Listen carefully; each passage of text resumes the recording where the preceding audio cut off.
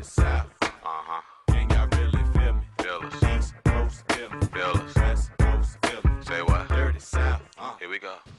All right, Valentino, first on your list from the Oscar-nominated, award-winning Criterion Collection Dr. Dolittle soundtrack. That was from the Eddie Murphy I'm Just Getting Money phase. Yes. The remake of Dr. Dolittle. Aaliyah, Are You That Somebody?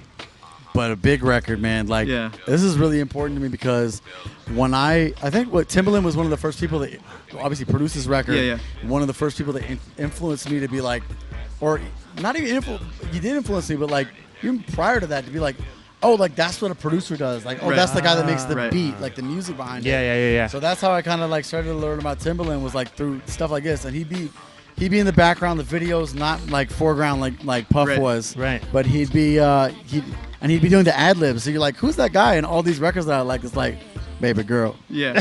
He's just doing that shit, and I'm like. And then I figured out it was Timbaland, and rest in peace, Aaliyah obviously had like one of the brightest futures ahead of her. And totally. It was so sad to that her life was cut short. But just like I think the most important thing for me was like Tim, really from some influential producers for me was like Timbaland, Neptune's Dre, right, and especially Timbaland was like probably the best of this. Was like I would hear something and be like, what the fuck is that? Right, like The Baby. And that's what excited me about music. That was the first thing that like really excited me about music. So when you said, was this the first record you heard? You go, that's what a producer does.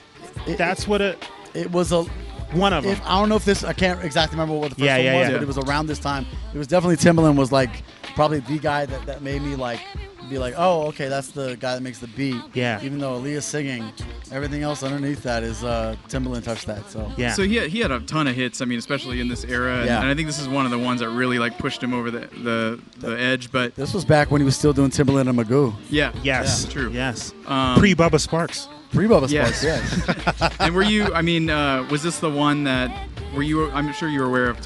You said you were aware of his other hits as well. But is this the one that really sold it for you? Or? Yeah, it was definitely this.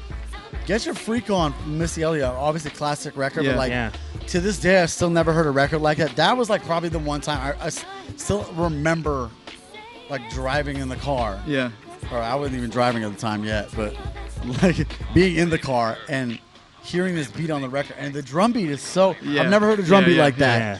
And I think he got it off this like Deepest India sampler pack or some shit like that. And I think he sampled it for one of those. One of those. Troy Boy mentioned it. Oh, really? Yeah. Okay. Word. Yeah. It was the sample pack. I think it was called Deepest India, but I didn't know at the time. I learned about it later. Yeah. But I remember listening on the radio. I heard it on Power 106 out in LA, and I was like, "What the fuck is this?" It's like the beat is like, "Dum, dum, right."